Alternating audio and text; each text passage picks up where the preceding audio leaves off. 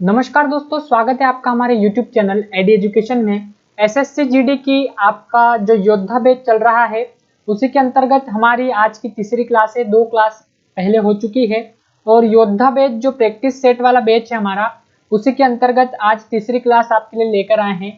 तो बिना देरी किए चलते हैं हमारे आज के पहले प्रश्न पर। पहला प्रश्न आपके सामने स्क्रीन पर है।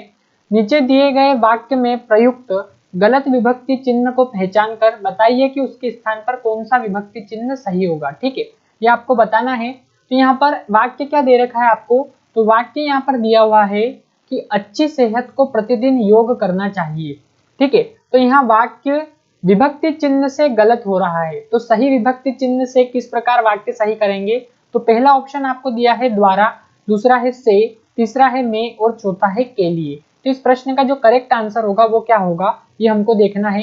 ये एसएससी जीडी की एग्जाम में आया हुआ प्रश्न है। ठीक है, आपकी जो एसएससी जीडी की पिछले पेपर हुए हैं उसमें आया हुआ प्रश्न है आपका ये। तो इसका एक्सप्लेनेशन यहाँ पर देखते हैं हम। तो सबसे पहले आपके 8 कारक होते हैं हिंदी में। ठीक है, कौन कौन से होते हैं, एक तो कर्ता कारक, दूसरा कर्म कारक, तीसरा करण कारक, संप्रदान कारक, अपादान कारक, संबंध कारक, अधिकरण कारक और संबोधन कारक। इस प्रकार ये 8 कारक होते हैं। इनके कारक चिन्ह अर्थात जिसे हम विभक्ति चिन्ह भी कह सकते हैं वो है आपका कर्ता ने, कर्म को, करण से के द्वारा, संप्रदान को के लिए, अपादान से अलग होना अर्थात अलगाव का भाव, संबंध का के की रा रे री या ना ने नी। इस प्रकार से ये इसके विभक्ति चिन्ह होते हैं संबंध कारक के। अधिकरण कारक के विभक्ति चिन्ह होते हैं में पर, और संबोधन कारक के होते हैं हे, भो, अरे, अजी इत्यादि। ठीक है, तो अब यहाँ पर कर्ता कारक है, उसका विभक्ति चिन्ह ने हो गया। इसका अर्थ क्या होता है, तो काम करने वाला। ठीक है, कर्ता किसे कहते हैं हम, जो काम करने वाला होता है उसे कर्ता कहेंगे। फिर अब बात आती है कर्म की, तो जिस पर काम का प्रभाव पड़े वह आपका कौन सा कारक कहलाएगा, कर्म कारक। और करण जिसके द्वारा कर्ता काम करे। ठीक है, जिसके द्वारा कर्ता काम करे उसे करण कहेंगे। जिसके लिए क्रिया की जाए, ठीक है, उसे संप्रदान। जिससे अलगाव का भाव हो, यानी अलग होने का भाव हो, उसे अपादान। अन्य पदों से संबंध कारक में होता है। अधिकरण में क्रिया का आधार होता है और संबोधन में किसी को पुकारना या बुलाना होता है। तो इस प्रकार ये टेबल आपको दी हुई है, यहाँ पर इसको आपको याद करना पड़ेगा। तो यहाँ पर कौन सा विभक्ति चिन्ह इस प्रश्न में लगाएंगे तो आपका जो वाक्य दे रखा है वो सही हो जाएगा। तो अच्छी सेहत को प्रतिदिन योग करना चाहिए। तो सबसे पहले इसमें विभक्ति चिन्ह पहचानना है। तो को विभक्ति चिन्ह है, को इन चारों ऑप्शन में से किस में से रिप्लेस करेंगे हम तो हमारा जो वाक्य सही होगा। तो अच्छी सेहत द्वारा प्रतिदिन योग करना चाहिए, ऐसा नहीं होगा। ना ही आपका ऐसा होगा कि अच्छी सेहत से प्रतिदिन योग करना चाहिए और ना ही अच्छी सेहत में प्रतिदिन योग करना चाहिए। अच्छी सेहत के लिए प्रतिदिन योग करना चाहिए, अर्थात को की जगह यहाँ पर क्या आ जाएगा आपका के लिए। तो हमारा जो चौथा वाला ऑप्शन रहेगा वही हमारे इस प्रश्न का बिल्कुल करेक्ट आंसर हो जाएगा। ठीक है, चौथा वाला जो ऑप्शन होगा वही हमारे इस प्रश्न का करेक्ट आंसर हो जाएगा कि अच्छी सेहत के लिए प्रतिदिन योग करना चाहिए।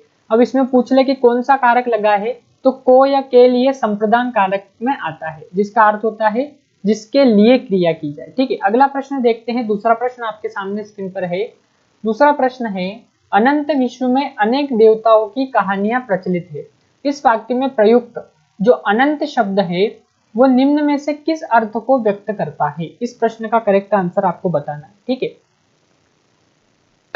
इसमें पहला जो ऑप्शन दिया है आपको वो दिया है आकाश। ठीक है, दूसरा दिया है अंतहीन, तीसरा है शेष और चौथा है ईश्वर। इसका करेक्ट आंसर क्या होगा, तो अनंत विश्व में अनेक देवताओं की कहानियां प्रचलित है। इस वाक्य में प्रयुक्त अनंत शब्द निम्न में से किस अर्थ को व्यक्त करता है। तो अनंत शब्द का अर्थ यहाँ पर क्या होता है वो आपको बताना है। ठीक है, तो यहाँ पर सबसे पहले हमको देखना है कि आकाश के जो पर्यायवाची शब्द होते हैं वो यहाँ से हम पता कर लेंगे। तो आकाश के पर्यायवाची क्या होते हैं, ये सभी आपके पर्यायवाची शब्द है आकाश के, जिसे हम समानार्थी भी कहते हैं। तो ये पर्यायवाची शब्द हो गए। यहाँ से एक प्रश्न आपका बन गया है, आकाश से रिलेटेड कोई भी पर्यायवाची आता है तो आप उसका आंसर लगा पाएंगे।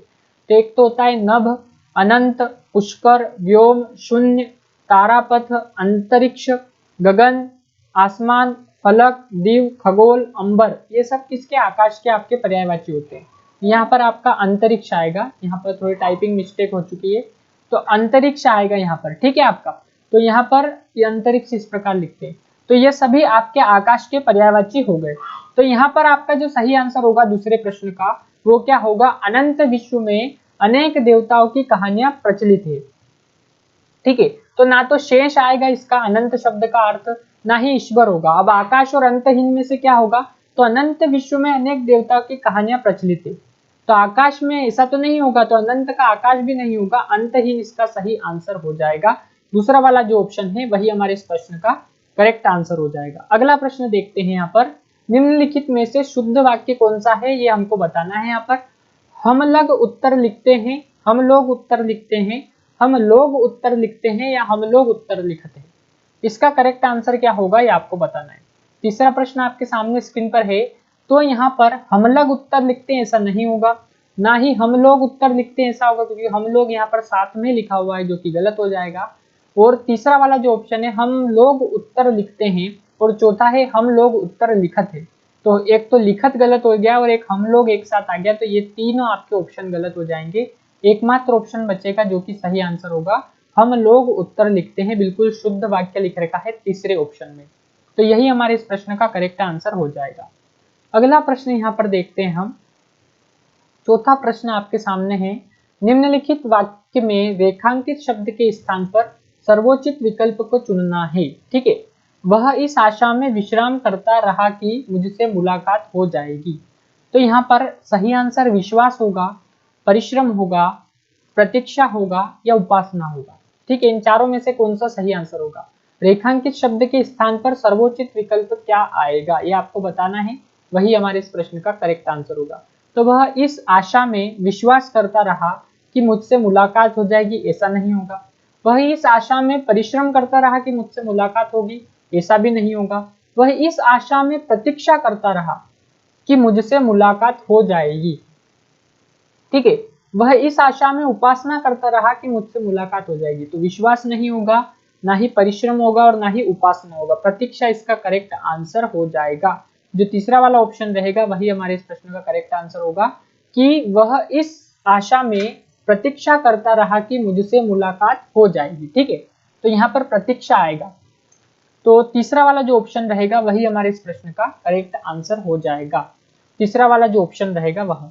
अगला है पांचवा प्रश्न, रात और संध्या के बीच की वेला वाक्यांश के लिए सार्थक शब्द है, ठीक है। पांचवा प्रश्न, इसका आंसर आपको बताना है। इस प्रश्न का जो करेक्ट आंसर होगा वो क्या होगा। तो पर्णी, गोधूली, भोर या क्षितिज, ये चार ऑप्शन यहाँ पर दिए हुए हैं आपको। पर्णी, गोधूली, भोर या क्षितिज, तो इस प्रश्न का जो करेक्ट आंसर होगा वो क्या होगा ये आपको यहाँ पर बताना है।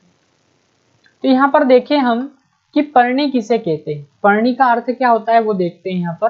तो पर्णी अर्थात जिसमें पल्लव या पत्तियां हो वह पर्णी कहलाता है, अर्थात वृक्ष जिसे हम कह सकते हैं। गोधूली का अर्थ क्या होता है, संध्या का जो समय रहता है उसे हम गोधूली कहते हैं, गोधूली वेला भी हम कहते हैं। तो संध्या का समय जो होता है गोधूली कहलाता है। भोर अर्थात हमने कल भी आपको बताया था, सूर्योदय से पूर्व का समय भोर कहलाता है। और क्षितिज क्या होता है, तो वह स्थान जहाँ पृथ्वी और आकाश, ठीक है, पृथ्वी और आकाश मिलते हैं, दिखाई देते हैं, उसे हम क्षितिज कहते हैं, या एक दृष्टि की सीमा को भी हम क्षितिज कहते हैं। और एक आपके क्षैतिज और ऊर्ध्वाधर होते हैं, मैथ्स में भी आपने पढ़ा होगा। तो ये आपके ऊर्ध्वाधर होता है और ये आपके क्षैतिज होता है, ठीक है, क्षैतिज अक्ष और ऊर्ध्वाधर अक्ष। तो इस प्रकार क्षितिज अर्थात दृष्टि सीमा भी हम उसे कह सकते हैं। तो इस प्रश्न का सही आंसर क्या होगा, रात और संध्या के बीच की वेला पर्णी नहीं होगा, ना ही भोर होगा और ना ही क्षितिज होगा, क्योंकि भोर अर्थात सूर्योदय से पूर्व का समय। तो गोधूली इसका सही आंसर हो जाएगा, संध्या का समय। रात और संध्या के बीच की वेला क्या होगी आपकी, संध्या का समय कहलाता है, जिसे हम गोधूली कहते हैं। तो दूसरा वाला जो ऑप्शन रहेगा वही हमारे इस प्रश्न का करेक्ट आंसर हो जाएगा। बहुत ही इंपॉर्टेंट प्रश्न है, सारे ही एसएससी जीडी की परीक्षा में आए हुए प्रश्न है, ठीक है। तो इस प्रकार के प्रश्न आपके परीक्षा में बनते हैं। छठा प्रश्न फिलहाल आपके सामने स्क्रीन पर है, जो किए गए उपकारों को मानता है वाक्यांश के लिए एक शब्द बताना है। पहला ऑप्शन है कृतज्ञ, दूसरा कृपण, तीसरा कारीगर, चौथा है कृतज्ञ। तो किए गए उपकारों को मानने वाला ना तो कृतज्ञ होता है, ना कृपण होता है और ना ही कारीगर होता है। इसका सही आंसर आ जाएगा कृतज्ञ, ठीक है। चौथा वाला जो ऑप्शन रहेगा वही हमारे इस प्रश्न का करेक्ट आंसर होगा। आइए इनका एक्सप्लेनेशन देख लेते हैं यहाँ पर। कृतघ्न किसे कहते हैं? तो जो किए हुए उपकार को नहीं मानता है वो कृतघ्न कहलाता है। कृपण अर्थात लोभी, लालची या कंजूस व्यक्ति आपको कृपण कहलाता है। और कारीगर अर्थात शिल्पी और शारीरिक श्रम जो करता है वो श्रमिक कारीगर कहलाता है। और कृतज्ञ जो किए हुए उपकार को मानता है। तो हमसे यही पूछा था कि जो किए गए उपकारों को मानता है तो वो आपका कृतज्ञ कहलाता है। जो चौथा वाला ऑप्शन रहेगा वही हमारे इस प्रश्न का करेक्ट आंसर हो जाएगा। अगला प्रश्न हम देखें यहाँ पर, निम्नलिखित शब्द के सही पर्यायवाची शब्द का चयन विकल्पों में से करना है आपको सुंदर के पर्यायवाची बताना है 4 विकल्पों में से। माणिक, भानु, ललित या पीतांबर। इसका करेक्ट आंसर क्या होगा ये आपको बताना है यहाँ पर। और यदि आपको वीडियो अच्छी लगे, सेशन अच्छा लगे तो इसको शेयर करना है और लाइक भी करना है। और चैनल पे यदि आप नए हैं तो चैनल को सब्सक्राइब कर लेना है, ठीक है। तो यहाँ पर इस प्रश्न का जो करेक्ट आंसर हो जाएगा वो क्या होगा ये आपको बताना है। तो यहाँ पर देखें हम, तो सुंदर के पर्यायवाची यहाँ पर बताना है। तो सबसे पहले माणिक के पर्यायवाची देख लेते हैं। माणिक के पर्यायवाची क्या होते हैं? तो मणि, माणिक्य, चंद्रकांत, सूर्यकांत, मणिक, इस प्रकार ये माणिक के पर्यायवाची होते हैं। इसी प्रकार भानु के पर्यायवाची क्या होते हैं? भानु अर्थात सूर्य, तो सूर्य, रवि, दिनकर, आदित्य, भास्कर, ये सभी आपके भानु के पर्यायवाची होते हैं। इसके अलावा अंशुमाली भी सूर्य का पर्यायवाची होता है, ठीक है। फिर देखें तो ललित के पर्यायवाची रमणीय, सुंदर, मन भावन, मनोहर, इस प्रकार ये ललित के पर्यायवाची होते हैं। और पीतांबर अर्थात पीला है अंबर जिसका, नारायण, दामोदर, विष्णु, चक्रपाणी, चतुर्भुज, गोविंद, केशव, माधव, ये सब आपके पीतांबर के पर्यायवाची होते हैं। तो इस प्रश्न का जो सही आंसर होगा ना तो माणिक होगा, ना आपका पीतांबर होगा और ना ही भानु होगा, क्योंकि सुंदर का पर्यायवाची हो जाएगा ललित। तो तीसरा वाला जो ऑप्शन रहेगा वही हमारे इस प्रश्न का करेक्ट आंसर हो जाएगा। अगला प्रश्न देखें, 8वां प्रश्न। तो 8वां प्रश्न रिक्त स्थान से रिलेटेड है। हमारे माता पिता का तो कहना ही यही है कि सबके साथ भला करो। यदि रिक्त स्थान की पूर्ति उचित मुहावरे के द्वारा करनी है, रिक्त स्थान में उचित मुहावरा आना चाहिए। यदि अपना काम स्वयं करो, यदि परोपकार सर्वोपरि है, यदि आप काज महाकाज, या यदि आप भले तो जग भला। तो 4 ऑप्शन दे रखे हैं, इसका सही आंसर आपको बताना है। तो हमारे माता पिता का तो कहना ही यही है कि सबके साथ भला करो, यदि आप भले तो जग भला, ठीक है। ये यहाँ पर उचित मुहावरा रिक्त स्थान के अंतर्गत आएगा। इन चौथा वाला जो विकल्प है वही हमारे इस प्रश्न का सही आंसर होगा, ना कि पहला, दूसरा और तीसरा, ठीक है। तो आप भले तो जग भला ये इस रिक्त स्थान में आएगा कि हमारे माता पिता का तो कहना ही यही है कि सबके साथ भला करो, यदि आप भले तो जग भला। अगला प्रश्न देखते हैं, 9वां प्रश्न आपके सामने स्क्रीन पर है। वह आंख से कुबड़ा है। कुबड़ा पे यहाँ पर आपका रेखांकित किया हुआ है। इस वाक्य में रेखांकित शब्द के स्थान पर उचित शब्द क्या होगा? बहरा, गूंगा, वाचाल या दृष्टिहीन, ठीक है। तो यहाँ पर बहरा यानी जिसे सुनाई नहीं दे, ठीक है। गूंगा जो बोल न सके, वाचाल जो अधिक बोलता है, मूक अर्थात गूंगा प्राणी, और वाचाल यानी जो अधिक बोलता है, और दृष्टिहीन यानी जिसके आंखें नहीं हो, दृष्टि नहीं हो। तो वह आंख से कुबड़ा है, तो कुबड़ा नहीं आएगा, आंख से दृष्टिहीन है। तो चौथा वाला जो विकल्प है वही हमारे इस प्रश्न का करेक्ट आंसर हो जाएगा। पहला, दूसरा और तीसरा तीनों आपके गलत ऑप्शन है यहाँ पर। अगला प्रश्न देखते हैं, 10वां प्रश्न। निम्नलिखित में से किस वाक्य में सर्वनाम संबंधी अशुद्धि है? बहुत ही इंपॉर्टेंट प्रश्न है। हम अपना काम स्वयं करता हूँ, वह अपना और अपनी सखी का काम करेगी, तुम यह पुस्तक पढ़कर देखो, या यह पुस्तक बहुत उपयोगी है। इस प्रश्न का करेक्ट आंसर आपको बताना है कि इस प्रश्न का करेक्ट आंसर क्या होगा, ठीक है। तो सर्वनाम संबंधी अशुद्धि किस वाक्य में है ये यहाँ पर बताना है, अशुद्धि बताना है यहाँ पर। अर्थात यहाँ पर 3 वाक्य शुद्ध है, एक अशुद्ध है, तो वो यहाँ पर आपको दिखाई देना चाहिए। तो तुम यह पुस्तक पढ़कर देखो, तो मैं, वह, आप, तुम, ये सब सर्वनाम होते हैं। तो ये तो आपका करेक्ट होगा, और वाक्य भी शुद्ध है, तुम यह पुस्तक पढ़कर देखो। इसी प्रकार यह पुस्तक बहुत उपयोगी है, तो ये भी आपका शुद्ध होगा। और वह अपना और अपनी सखी का काम करेगी, ये भी शुद्ध है, क्योंकि मैं, वह, आप, तुम, ये सभी आपके सर्वनाम होते हैं। और हम अपना काम स्वयं करता हूँ, ये आपका अशुद्ध हो जाएगा। तो सर्वनाम संबंधी अशुद्धि जो है पहले वाले वाक्य में दिखाई देगी, लेकिन हमसे पूछा है कि अशुद्धि किसमें है, तो पहला वाला जो वाक्य होगा, ऑप्शन होगा, वही हमारे इस प्रश्न का करेक्ट आंसर हो जाएगा, ठीक है। तो पहला वाला जो ऑप्शन रहेगा वही हमारे इस प्रश्न का करेक्ट आंसर होगा। अगला प्रश्न देखते हैं, 11वां प्रश्न। 100 वर्ष का समय ये वाक्यांश है, इसके लिए एक शब्द क्या होगा? शताब्दी, युग, या सहस्त्राब्दी, या वार्षिक। तो वार्षिक अर्थात क्या होता है यहाँ पर 1 वर्ष में, ठीक है, जिसे हम वार्षिक कहते हैं। सहस्त्राब्दी यानी हजारों वर्ष का, ठीक है। और युग आपका क्या होता है, युग का अर्थ होता है समय, ठीक है। और शताब्दी अर्थात 100 वर्ष का समय होता है। तो पहला वाला जो ऑप्शन रहेगा वही करेक्ट आंसर हो जाएगा। 100 वर्ष का समय ना तो युग कहलाता है, ना सहस्त्राब्दी कहलाता है, ना वार्षिक कहलाता है, शताब्दी कहलाता है। अगला प्रश्न देखते हैं, 12वां प्रश्न है, निम्नलिखित वाक्य में कौन से भाग में त्रुटि है? विद्वानों का दल आ रहा है, किस भाग में त्रुटि है? तो विद्वानों का दल आ रहा है, इस प्रकार होगा, ना कि विद्वानों का।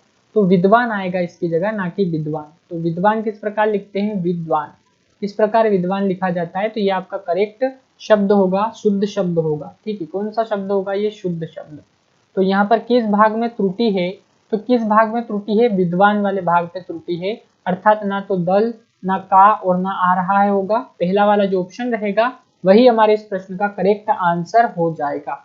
अगला प्रश्न है, अनुराग का विलोम है अर्थात विपरीतार्थक है, जिसे हम विपरीतार्थ भी कहते हैं और उल्टा भी कहते हैं। विलोम का सीधा शब्द क्या हो जाएगा, सीधा अर्थ, विलोम का सीधा जो अर्थ हो जाएगा वो उल्टा। तो अनुराग का ना सुहाग होगा, ना वियोग होगा, ना विहंग होगा, अनुराग का विलोम हो जाएगा विराग। तो आपका जो पहला वाला ऑप्शन रहेगा वही यहाँ पर करेक्ट हो जाएगा, ना कि दूसरा, तीसरा और चौथा ऑप्शन। अगला प्रश्न यहाँ पर देखते हैं हम। अगला प्रश्न है, फैला अपने रवि कर जाल, उपरोक्त वाक्य में प्रयुक्त जो कर शब्द है वो निम्न में से किस अर्थ को व्यक्त करता है? सूंड को, हाथ को, टेक्स को या किरण को? तो फैला अपने रवि कर जाल, तो कर किस शब्द को, यहाँ पर कर जो शब्द है किस अर्थ को व्यक्त कर रहा है? तो हाथ, कर का जो पर्यायवाची होता है वो हाथ भी होता है, टेक्स भी होता है। तो ये दोनों नहीं होंगे यहाँ पर, क्योंकि हाथ और टेक्स का कोई रिलेशन यहाँ पर नहीं है। फैला अपने रवि कर जाल, रवि अर्थात सूर्य, तो सूर्य, किरण इसका सही आंसर हो जाएगा, ना कि सूंड, हाथ और टेक्स। तो चौथा वाला जो ऑप्शन रहेगा वही हमारे इस प्रश्न का करेक्ट आंसर हो जाएगा। फैला अपने रवि कर जाल, तो कर का अर्थ यहाँ पर किरण से है इस वाक्य में। अगला प्रश्न देखते हैं। अगला प्रश्न 15वां प्रश्न आपके सामने स्क्रीन पर, बहुत ही इंपॉर्टेंट प्रश्न है ये। निम्नलिखित वाक्य के रिक्त स्थान में सबसे उपयुक्त मुहावरा क्या होगा, ये आपको बताना है। सबसे उपयुक्त मुहावरा कौन सा होगा इसमें? तो घास की रोटी, गेहूं की रोटी, मक्के की रोटी या अक्ल की रोटी? तो यहाँ पर मुहावरा उपयुक्त कौन सा है, ठीक है। घास की रोटी गलत, गेहूं की रोटी गलत, मक्के की रोटी यानी ये भी गलत हो जाएगा। अक्ल की रोटी, पहला वाला जो ऑप्शन रहेगा वो उपयुक्त मुहावरा है, वही हमारे इस प्रश्न का करेक्ट आंसर हो जाएगा। अक्ल की रोटी यानी बुद्धिजीवी होना, इसका अर्थ होता है मुहावरे का बुद्धिजीवी होना। अगला आपका बहुत ही इंपॉर्टेंट प्रश्न है और ये प्रश्न हमेशा परीक्षा में आया हुआ है। वैसे जो भी प्रश्न हम ले रहे हैं सभी परीक्षा में आए हुए हैं, और जिस प्रकार फॉर्मेट दिया हुआ है इसी फॉर्मेट में प्रश्न आपके पूछे जाते हैं परीक्षा में। तो आपको गद्यांश दिया हुआ है, इसमें से प्रश्न बताने हैं। निम्नलिखित गद्यांश में कुछ शब्दों को हटा दिया गया है, दिए गए विकल्पों की सहायता से रिक्त स्थान की पूर्ति कीजिए और प्रत्येक संख्या के लिए सबसे उपयुक्त विकल्प का चयन कीजिए। तो सबसे पहले आपको गद्यांश पढ़ना है, जैसी संगति बैठिए तेसो ही फल दीन, ठीक है। जैसी संगति बैठिए तेसो ही फल दीन, ये जो उक्ति दे रखी है उसका अर्थ है मनुष्य जिस, पहला आपका रिक्त स्थान, इसी प्रकार पूरा पढ़ेंगे तो दूसरा, तीसरा, चौथा और पांचवा, इस प्रकार 5 इसमें रिक्त स्थान दे रखे हैं। तो इस प्रश्न में रिक्त स्थान 1 की पूर्ति के लिए सबसे उपयुक्त विकल्प का चयन करना है आपको। तो रिक्त स्थान 1 क्या है आपका, मनुष्य जिस पहला रिक्त स्थान है में बैठता है उसे वैसा ही फल मिलता है। तो बुरा फल, कड़वा फल, मीठा फल, खट्टा फल, इसका सही आंसर क्या हो जाएगा, ठीक है। तो यहाँ पर आपको ऑप्शन चेंज कर लेना है, ये ऑप्शन यहाँ पर गलत है। यहाँ पर आपके ऑप्शन क्या आएंगे, तो यहाँ पर जो ऑप्शन आएंगे आपके सही ऑप्शन वो है आपके एक तो आपका हो जाएगा यहाँ पर अकेला, दूसरा है जगह, तीसरा संगति और चौराहा। अकेला, ठीक है, फिर आ जाएगा जगह, फिर आ जाएगा आपका संगति और फिर आ जाएगा आपका चौराहा। संगति और फिर क्या आ जाएगा आपका चौराहा, चौराहा, ठीक है, या चौराहे भी हो सकता है। तो मनुष्य जिस संगति में बैठता है उसे वैसा ही फल मिलता है, तो इसका संगति सही आंसर हो जाएगा। तो यहाँ पर विकल्प थोड़े टाइपिंग मिस्टेक हो गए थे, संगति इसका सही आंसर होगा। अगला प्रश्न है, रिक्त स्थान 2 की पूर्ति के लिए सबसे उपयुक्त विकल्प का चयन करना है। रिक्त स्थान 2 की पूर्ति के लिए सबसे उपयुक्त विकल्प का चयन करना है। तो यहाँ पर क्या होगा कि बुरा फल, कड़वा फल, मीठा फल या खट्टा फल, ये यहाँ पर क्या है इंटरचेंज हो गए। ये रिक्त स्थान 2 की पूर्ति के लिए उपयुक्त विकल्प का चयन करें, इस प्रकार आप कर सकते हैं इसको। तो यहाँ पर हम देखें तो देखिए रिक्त स्थान 2 में आपको कौन सा इन चारों में से ऑप्शन लग रहा है वो बताना है। तो सबसे पहले हम देख लेते हैं रिक्त स्थान 2 में कौन सा आपका सही आंसर होगा। ठीक है, रिक्त स्थान 2 के लिए सही आंसर कौन सा होगा ये आपको बता देना है यहाँ पर। तो रिक्त स्थान 2 कैसे देखेंगे हम यहाँ पर, तो रिक्त स्थान 2 इस प्रकार देखेंगे अपन कि रिक्त स्थान 2 की पूर्ति के लिए सबसे उपयुक्त विकल्प का चयन करना है। तो बुरे की संगति में बुरा फल मिलता है, कड़वा फल मिलता है, मीठा फल मिलता है या खट्टा फल मिलता है। तो ना तो खट्टा ना कड़वा और ना ही आपका जो आ जाएगा मीठा, इसमें आ जाएगा बुरे की संगति में बुरा फल मिलता है। तो इस प्रकार से आपसे पूछे जाते हैं, बहुत ही सिंपल प्रश्न है ये। अगला देखें तो अगला है आपका रिक्त स्थान 3 की पूर्ति के लिए सबसे उपयुक्त विकल्प का चयन करना है। यदि सज्जन रिक्त स्थान से घिरा रहेगा तो दुर्जनों के अवगुण जो है उस पर अवश्य प्रभाव छोड़ेंगे। सज्जनों, शीलवान, दुर्जनों या नेक, इसका सही आंसर क्या होगा ये आपको बताना है। ठीक है, तो इसका सही आंसर होगा सज्जन, शीलवान, दुर्जन या नेक। तो दुर्जन आएगा इसमें कि यदि सज्जन दुर्जनों से घिरा रहेगा तो दुर्जनों के अवगुण जो रहेंगे उस पर अवश्य प्रभाव छोड़ेंगे। तो यहाँ पर दुर्जन आएगा, दुर्जन जो तीसरा वाला ऑप्शन है वही हमारा इसका सही आंसर होगा। इसी प्रकार देखें अगला प्रश्न है, तो चौथे में क्या आएगा, कुप्रभाव, दुष्प्रभाव, गौण प्रभाव या प्रभाव। ठीक है, तो जिन मित्रों के साथ हम रहते हैं उनके कुप्रभाव से बचना अत्यंत कठिन है, उनके दुष्प्रभाव से बचना अत्यंत कठिन है, उनके गौण प्रभाव से बचना अत्यंत कठिन है या उनके प्रभाव से बचना अत्यंत कठिन है। इसका सही आंसर क्या होगा ये देखना है यहाँ पर। तो जिन मित्रों के साथ हम रहते हैं उनके प्रभाव से बचना अत्यंत कठिन है, तो प्रभाव आ जाएगा, चौथा वाला जो ऑप्शन रहेगा वही हमारे इस प्रश्न का करेक्ट आंसर होगा। इसी प्रकार आखिरी प्रश्न जो है वो भी 5वां रिक्त स्थान की पूर्ति करना है कि यदि मित्र अच्छे होंगे तो हमें रिक्त स्थान की ओर अग्रसर करेंगे, चालाकी, तीव्र, अच्छाई या बुराई। तो इसका यदि मित्र अच्छे होंगे तो हमें अच्छाई की ओर अग्रसर करेंगे, अच्छाई इसका सही आंसर हो जाएगा आपका। किसकी ओर अग्रसर करेंगे, तो तीसरा वाला जो ऑप्शन रहेगा वही हमारे इस प्रश्न का करेक्ट आंसर होगा। तो अब इसकी पूर्ति कर लेते हैं हम पूरे रिक्त स्थान की। जैसी संगति बैठिए तैसो ही फल दीन, उक्ति का अर्थ है मनुष्य जिस संगति में बैठता है उसे वैसा ही फल मिलता है। तो पहले रिक्त स्थान में संगति आएगा, दूसरे रिक्त स्थान में बुरे की संगति में बुरा फल मिलता है, क्या मिलता है, बुरा फल मिलता है, बुरा फल आएगा। तीसरे रिक्त स्थान में क्या आएगा, अच्छे के साथ रहने से अच्छा परिणाम निकलता है यदि सज्जन दुर्जनों से घिरा रहेगा, दुर्जनों, तीसरे रिक्त स्थान में आ जाएगा आपका दुर्जनों।